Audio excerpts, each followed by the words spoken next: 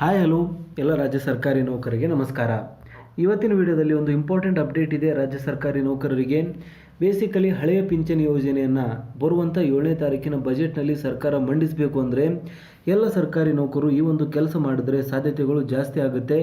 ಈ ಒಂದು ಮಾತು ಹೇಳಿರುವಂಥದ್ದು ಕರ್ನಾಟಕ ರಾಜ್ಯ NPS ನೌಕರ ಸಂಘದ ಅಧ್ಯಕ್ಷರಾಗಿರುವಂಥ ಶಾಂತಾರಾಮ್ ಅವರೊಂದು ಕಾಲ್ ಫಾರ್ ಆ್ಯಕ್ಷನನ್ನು ಇಲ್ಲಿ ನೀಡಿದ್ದಾರೆ. ಅಂದರೆ ಸರ್ಕಾರಿ ನೌಕರರ ಕಡೆಯಿಂದ ಒಂದು ಅಳಿಲು ಸೇವೆಯನ್ನು ಅವರು ಬಯಸ್ತಾ ಇದ್ದಾರೆ. ಏನಿದು ಅಳಿಲು ಸೇವೆ, ಯಾವ ರೀತಿಯಾಗಿ ಸರ್ಕಾರಿ ನೌಕರರು ಒಂದು ಜಸ್ಟ್ ಸಣ್ಣದಾಗಿರುವಂಥ ಟ್ವೀಟನ್ನು ಮಾಡೋದ್ರಿಂದ ಒಂದು ಪರ್ಟಿಕ್ಯುಲರ್ ಟ್ಯಾಗ್ಲೈನ್ ಮತ್ತು ಪರ್ಟಿಕ್ಯುಲರ್ ಅಕೌಂಟ್ಗಳನ್ನು ಟ್ಯಾಗ್ ಮಾಡಿ ಟ್ವಿಟ್ಟರಲ್ಲಿ ಒಂದು ನಿರ್ದಿಷ್ಟ ಸಮಯಾವಕಾಶದಲ್ಲಿ ಟ್ವೀಟ್ ಮಾಡುವ ಮುಖಾಂತರ ಸರ್ಕಾರದ ಗಮನ ಸೆಳೆಯುವಂಥ ಒಂದು ಯುನೀಕ್ ತುಂಬಾ ಹೊಸದಾಗಿರುವಂಥ ಒಂದು ಪ್ರಯತ್ನವನ್ನು NPS ನೌಕರ ಸಂಘದ ಕಡೆಯಿಂದ ಮಾಡಲಾಗ್ತಾ ಇದೆ. ಸೊ ದಯವಿಟ್ಟು ಎಲ್ಲರೂ ಕೂಡ ಈ ಒಂದು ಇನ್ಫಾರ್ಮೇಷನ್ನ ಮೊದಲು ಕಂಪ್ಲೀಟಾಗಿ ನೀವು ವಾಚ್ ಮಾಡಿ, ಕಂಪ್ಲೀಟಾಗಿ ನೋಡಿ ತಿಳಿದುಕೊಳ್ಳಿ. ಅದಾದ ಮೇಲೆ ನಿಮ್ಮ ಒಂದು ಸ್ನೇಹಿತರ ಜೊತೆ ಶೇರ್ ಮಾಡಿ, ಅವರಿಗೂ ಕೂಡ ಈ ಒಂದು ಇನ್ಫಾರ್ಮೇಷನ್ನ ಫಾರ್ವರ್ಡ್ ಮಾಡಿ ಅಂತ ನಾವು ಕೇಳಿಕೊಳ್ಳುತ್ತಿದ್ದೇವೆ NPS ನೌಕರ ಸಂಘದ ಕಡೆಯಿಂದ. All right. ಸೊ ಥಂಬ್ನೇಲಲ್ಲಿ ಆಲ್ರೆಡಿ ನೀವು ನೋಡಿರೋ ಹಾಗೆ ಟ್ವೀಟ್ ಆ್ಯಂಡ್ ರೀಟ್ವೀಟ್ ಚಳುವಳಿ ತಪ್ಪದೆ ಎಲ್ಲರೂ ಭಾಗವಹಿಸಿ ಅಂತ ಕಾಲ್ ಫಾರ್ ಆ್ಯಕ್ಷನ್ ಅನ್ನೋದನ್ನು ನೀಡಲಾಗಿದೆ.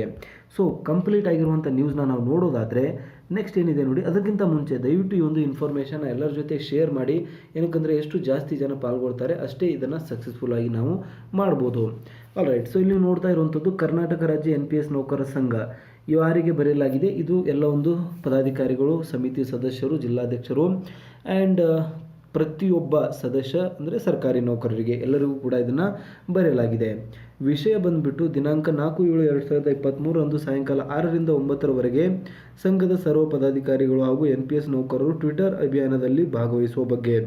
ಸೊ ಇದು ಡೇಟ್ 4/7/2023 ಆಗಿದೆ. ಬಟ್ ನೀವು ಯಾವಾಗ ಬೇಕಾದರೂ ಟ್ವೀಟ್ ಮಾಡ್ಬೋದು, ತೊಂದರೆ ಏನಿಲ್ಲ. ಇನ್ಫಾರ್ಮೇಷನ್ ತುಂಬ ಲೇಟಾಗಿ ತಲುಪುತ್ತೆ. ಏನಕ್ಕಂದರೆ ಅಷ್ಟು ನೀಟಾಗಿ ನಾವು ಇನ್ಫಾರ್ಮೇಷನ್ ತಲುಪಿಸುವಲ್ಲಿ ಇನ್ನೂ ಸಾಧ್ಯವಾಗಿಲ್ಲ. ಹಾಗಾಗಿ ನೀವು ಇನ್ಫಾರ್ಮೇಷನ್ ನೋಡೋದಕ್ಕೆ ಒಂದು ದಿನ ಆಗಿರ್ಬೋದು ಅಥವಾ ನೆಕ್ಸ್ಟ್ ಡೇಟ್ ಬಂದಿರ್ಬೋದು. ಬಟ್ ಯಾವುದೇ ರೀತಿಯಂಥ ಕಾಳಜಿ ವಹಿಸುವ ಅವಶ್ಯಕತೆ ಇಲ್ಲ. ಸೊ 4ನೇ ತಾರೀಕಿಗೆ ಆಲ್ರೆಡಿ ಒಂದಿಷ್ಟು ಜನ ಟ್ವೀಟ್ ಮಾಡಿದ್ದಾರೆ. ನೀವು ಕೂಡ ಈ ಒಂದು ಪರ್ಟಿಕ್ಯುಲರ್ ಫಾರ್ಮ್ಯಾಟ್ನಲ್ಲಿ ಟ್ವೀಟ್ ಮಾಡಿ, ಇದು ಎಫೆಕ್ಟಿವ್ ಆಗಿರುತ್ತೆ. ಸೊ ಡೇಟ್ ಮಿಸ್ ಆಗಿದೆ ಅಂತ ದಯವಿಟ್ಟು ಟ್ವೀಟ್ ಮಾಡೋದನ್ನು ಮರಿಬೇಡಿ, ಟ್ವೀಟ್ ಮಾಡಿ ಆಯಿತಾ. ಸೊ ನೆಕ್ಸ್ಟ್ ಇನ್ಫಾರ್ಮೇಷನ್ ಹೇಳ್ತಾ ಹೋಗ್ತಾರೆ ಇಲ್ಲಿ. ಮೇಲ್ಕಂಡ ವಿಷಯಕ್ಕೆ ಸಂಬಂಧಿಸಿದಂತೆ ಕರ್ನಾಟಕ ರಾಜ್ಯ ಸರ್ಕಾರಿ NPS ನೌಕರ ಸಂಘವು ದಿನಾಂಕ ನಮಗೆಲ್ಲರೂ ಗೊತ್ತಿರುವ ಹಾಗೆ 2006ರಿಂದ ಸರ್ಕಾರಿ ಸೇವೆಗೆ ಸೇರಿರುವ ಸುಮಾರು 3 ಲಕ್ಷ ನೌಕರರನ್ನು ವಿವಿಧ ನಿಗಮ ಮಂಡಳಿ, ಸ್ವಾಯತ್ತ ಸಂಸ್ಥೆಗಳ, ಅನುದಾನಿತ ಸಂಸ್ಥೆಗಳಲ್ಲಿ ಕಾರ್ಯನಿರ್ವಹಿಸುತ್ತಿರುವಂಥ ಒಂದು ಸಂಖ್ಯೆಯ NPS ನೌಕರರು ಒಳಪಡುವ ನೌಕರ ಸಂಧ್ಯಾಕಾಲದ ಬದುಕಿಗೆ ಅಕಾಲಿಕ ಮರಣ ಹೊಂದಿರುವಂಥ ನೌಕರ ಅವಲಂಬಿತರಿಗೆ ನ್ಯಾಯ ಒದಗಿಸುವ ನಿಟ್ಟಿನಲ್ಲಿ ತಾವುಗಳು ನಿರಂತರವಾಗಿ ಶ್ರಮಿಸುತ್ತಿರುವಂಥದ್ದು ಶ್ಲಾಘನೀಯ. ನಮ್ಮ ಬೇಡಿಕೆ ಈಡೇರುವವರೆಗೂ ಹೋರಾಟವು ನಿರಂತರತೆಯನ್ನು ಕಾಯ್ದುಕೊಳ್ಳಲಿ ಅಂತ ಹೇಳ್ತಿದ್ದಾರೆ.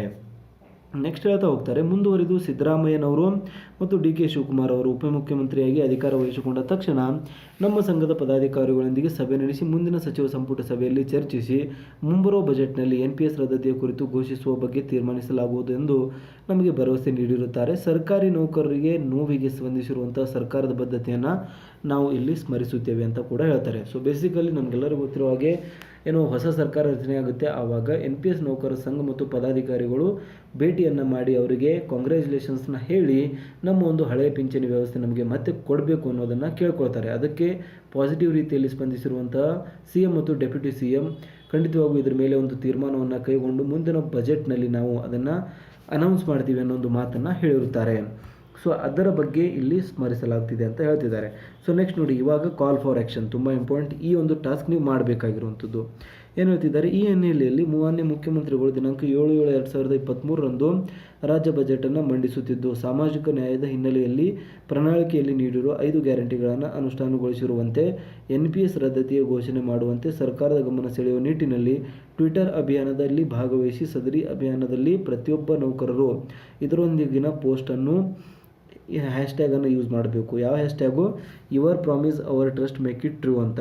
ಸೊ ಈ ಒಂದು ಹ್ಯಾಶ್ಟ್ಯಾಗ್ ಯೂಸ್ ಮಾಡಿ, ಈ ರೀತಿಯಾಗಿ ಬರೀಬೇಕು ನೀವು. Okay, your promise our trust make it true ಅಂತ ಹ್ಯಾಶ್ಟ್ಯಾಗನ್ನು ಬರೀಬೇಕು. ಯಾರಿಗೆಲ್ಲ ಟ್ಯಾಗ್ ಮಾಡಬೇಕು? Siddaramaiah, DK Shivakumar, RS Surjewala, doctor G Parameshwar, MB Patil, E ಖೇಡ್ರೆ ಆಫೀಸ್ ಅಂತ. ಸೊ ಎಲ್ಲರೂ ಕೂಡ ಈ ಒಂದು 5 ಅಕೌಂಟನ್ನು ಟ್ಯಾಗ್ ಮಾಡಿಬಿಟ್ಟು ನೀವು ಈ ಒಂದು ಟ್ವೀಟನ್ನು ಪೋಸ್ಟ್ ಮಾಡಬೇಕು ಟ್ವಿಟರ್ನಿಂದ. ಓಕೆ, ಸೊ ಇದು ಯಾವ ರೀತಿ ಮಾಡಬೇಕು ಅಂತ ಕೂಡ ನಾವೊಂದು ಡೆಮೋ ವೀಡಿಯೋನ ಆಲ್ರೆಡಿ ಮಾಡಿದ್ದೀವಿ. ನೀವು ಕಮೆಂಟ್ ಬಾಕ್ಸಲ್ಲಿ ಅಥವಾ ಡಿಸ್ಕ್ರಿಪ್ಷನ್ ಬಾಕ್ಸಲ್ಲಿ ಚೆಕ್ ಮಾಡಿ, ಅಲ್ಲಿ ಒಂದು ಲಿಂಕ್ ಇರುತ್ತೆ. ಸೊ ಒಂದಿಷ್ಟು ಜನರಿಗೆ ಗೊತ್ತಿರಲ್ಲ, ಅದಕ್ಕೆ ಒಂದು ವೀಡಿಯೋನ ಮಾಡಿರುವಂಥದ್ದು. ಎಲ್ಲರೂ ಕೂಡ ಟ್ವೀಟ್ ಮಾಡುವಂಥದ್ದು ಗೊತ್ತಿರೋದಿಲ್ಲ. ಒಂದಿಷ್ಟು ಜನರಿಗೆ ಗೊತ್ತಿರುತ್ತೆ, ನೋ ಪ್ರಾಬ್ಲಮ್. ಗೊತ್ತಿರುವಂಥವ್ರು ಡೈರೆಕ್ಟಾಗಿ ಮಾಡಿ, ಗೊತ್ತಿಲ್ಲದೆ ಇರುವಂಥ ನೌಕರು ದಯವಿಟ್ಟು ಆ ಒಂದು ವೀಡಿಯೋನ ವೀಕ್ಷಿಸಿ. 2 ನಿಮಿಷದ ವೀಡಿಯೋ ಇದೆ ಅಷ್ಟೇ.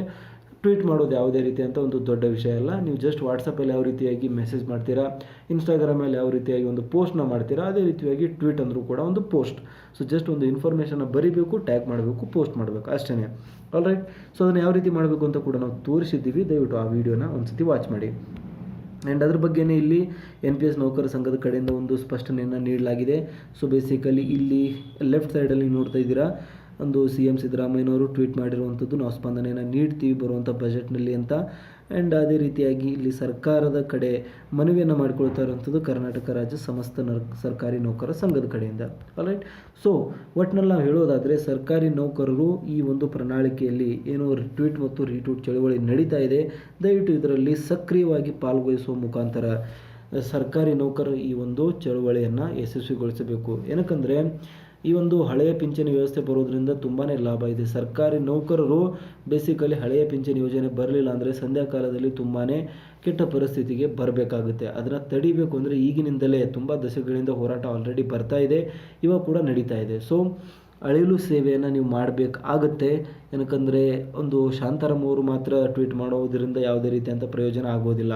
ಯಾವುದೇ ಒಂದು ಹೋರಾಟ ಮಾಡುವಾಗ ಸಂಖ್ಯಾಬಲ ಬೇಕಾಗುತ್ತೆ. ಸಂಖ್ಯಾಬಲ ಯಾವಾಗ ಬರುತ್ತೆ, ಯಾವಾಗ ಇನ್ಫಾರ್ಮೇಷನ್ ಸ್ಪ್ರೆಡ್ ಆಗುತ್ತೆ ಆವಾಗ. ಸೊ ಈ ಒಂದು ಇನ್ಫಾರ್ಮೇಷನ್ನ ಸ್ಪ್ರೆಡ್ ಮಾಡೋ ಕೆಲಸ ನಿಮ್ಮದಾಗಿದೆ. ದಯವಿಟ್ಟು ಈ ಒಂದು ವಿಡಿಯೋನ ಎಲ್ಲರ ಜೊತೆ ಶೇರ್ ಮಾಡಿ ಮತ್ತು ಟ್ವೀಟ್ ಮಾಡೋದನ್ನು ಮರಿಬೇಡಿ. ಸೊ ಇದಿಷ್ಟಾಗಿತ್ತು ಒಂದು ಶಾರ್ಟ್ ಅಪ್ಡೇಟ್. ಸಿಗೋಣ ನೆಕ್ಸ್ಟ್ ವಿಡಿಯೋದಲ್ಲಿ. ಜೈ ಹಿಂದ್, ಜೈ ಕರ್ನಾಟಕ. ದಯವಿಟ್ಟು ಈ ಒಂದು ವಿಡಿಯೋನ ಶೇರ್ ಮಾಡಿ ಅಂತ ಹೇಳ್ತಾ ಈ ಒಂದು ವಿಡಿಯೋನ ಇಲ್ಲಿಗೆ ನಿಲ್ಲಿಸೋಣ. ಮತ್ತೆ ಸಿಗೋಣ ನೆಕ್ಸ್ಟ್ ವಿಡಿಯೋದಲ್ಲಿ.